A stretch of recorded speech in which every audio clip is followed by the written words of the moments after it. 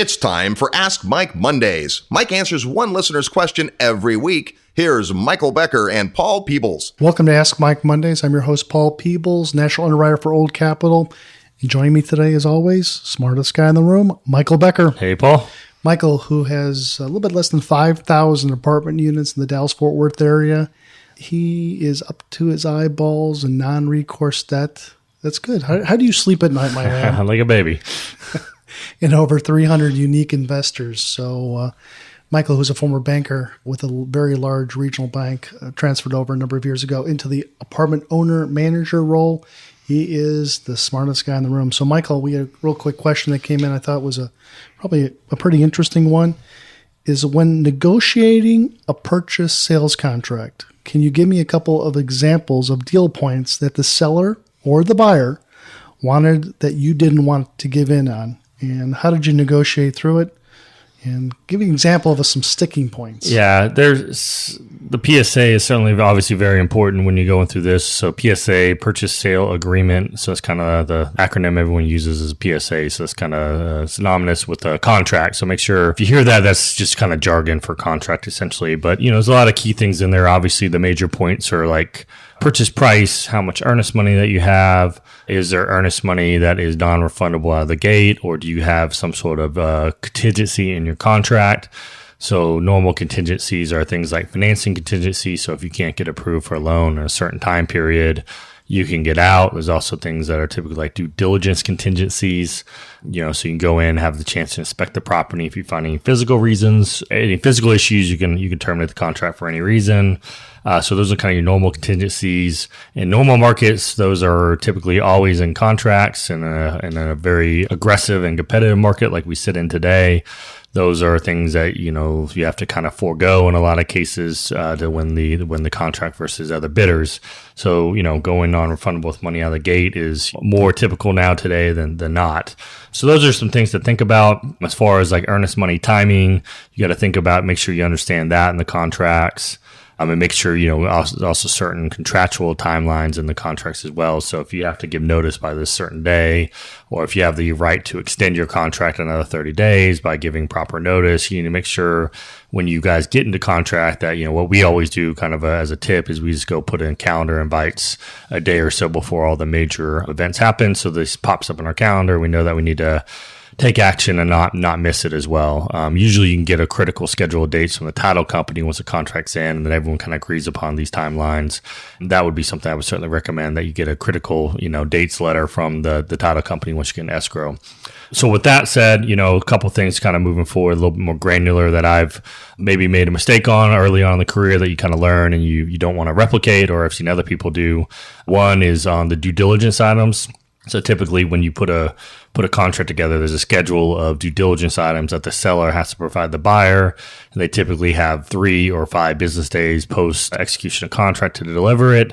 So then if you have due diligence period, that you don't want your due diligence period to start until you receive 100% of that list.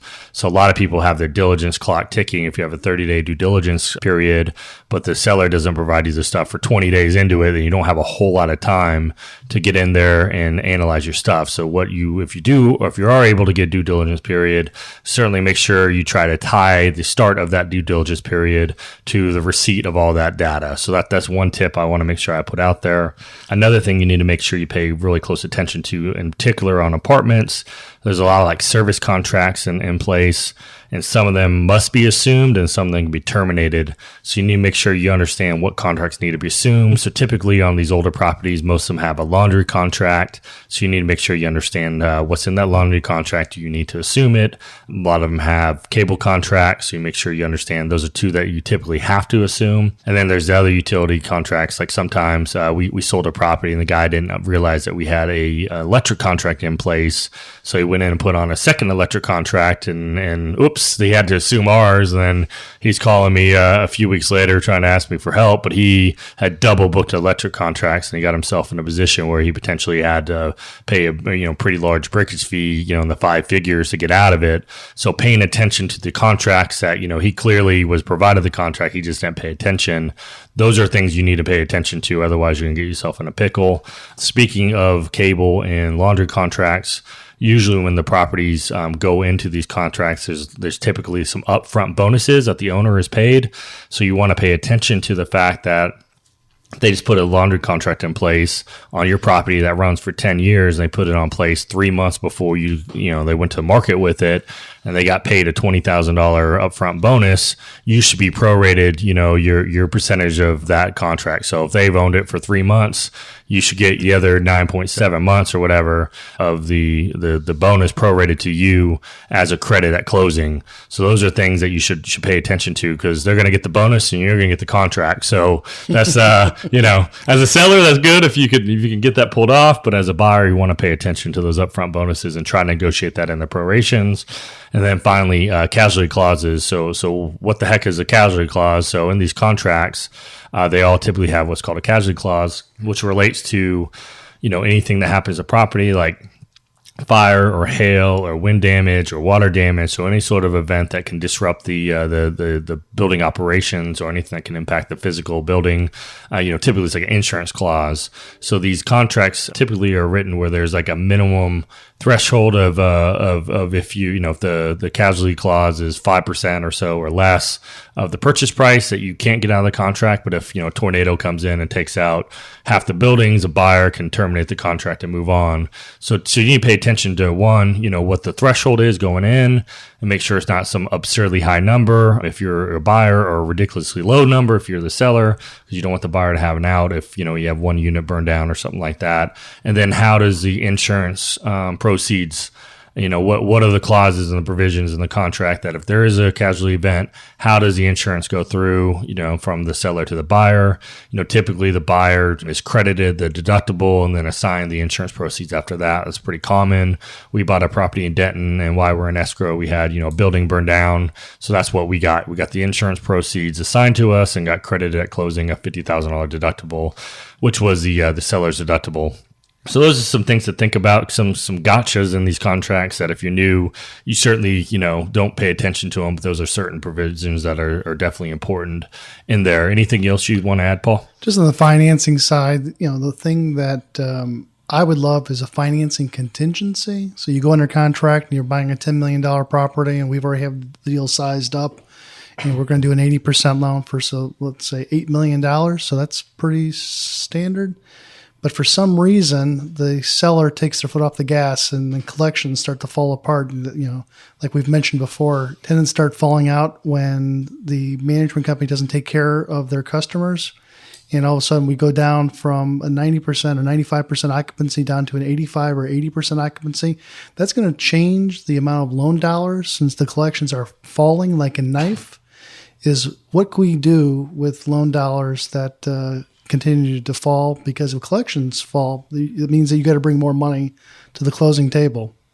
So, if you can't put a financing contingency in there, put something that keeps the fire, keeps the person putting their foot on the gas, keeps things going to get as quickly as possible. How many deals that you've done here lately, or the group's done lately, you think have had a financing contingency? I mean, as a percentage basis anymore?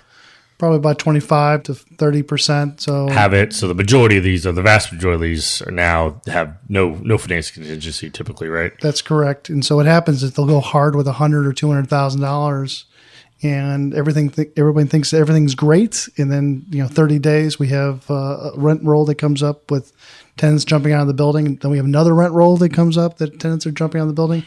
So maybe you have your attorney bring in language that says that if you see lower collections, that you'll get an additional month for an extension of the contract, trying to keep the contract going without having a collapse. And so they don't take your earnest money. So we just keep on extending it out. The seller does not want your $150,000, $200,000. He wants his $10 million as an example. So he's going to, but somehow if he doesn't see it, it's out of his mind. So keep his feet to the fire, not with the financing contingencies, but just having collections. Yeah, those are conversations we typically have with the broker that sells us deals. That we make sure that we stress the importance of the current owner continuing the trend of the operations. And then, like the old saying that you heard us say many times, a lot of people say time kills deals. So the more organized you guys are, the quicker you guys submit your diligence and your processing package in, the quicker we can get the commitment from the lender, the quicker you wire in your loan application fee to the lender, the less likelihood of these things could jump up and come bite you, and less likelihood of you having like a fire or a hail claim. So compress the timelines, go as fast as you can, get these deals done. Time kills deals, so go as quick as possible. If somebody want to know a little bit more about what you do, Michael, what's the best way for them to get a hold of you? Yeah, really the best way is just go to my company's website, which is www.spiadvisor.com. That's SPI like spy advisor.com. On there's a contact form. You just fill it out. And if you do that, we can set up a quick brief call, kind of get to know each other a little bit through that. So that's really the best way to reach out to us, Paul.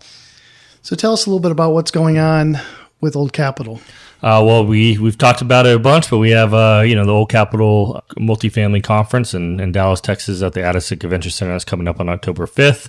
We're really kind of getting down to just a few tickets left. I think we have somewhere around 20 or 25 tickets left at this point.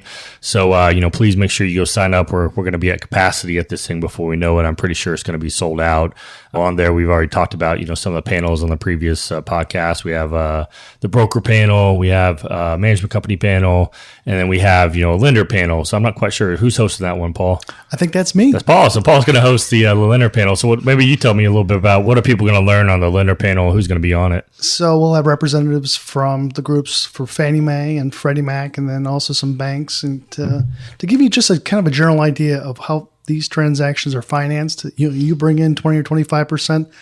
I bring in 75, 80% of the transaction. You got to have to know what our rules are. So you want to be part of the solution team to kind of figure out what's going on in the markets for financing apartments and what's going to work the best for you, because not all financing is the same. And so you may have different time periods that you want to sell property. So you don't want to put on a 12-year term that has onerous prepayment penalty if you're only going to be in the property for a year or two. So that just doesn't make any sense. Yeah, and one of the things I'm personally excited about is Paul was able to line up Rob O'Neill. So Rob O'Neill, you might not have heard of. He's going to be the keynote speaker.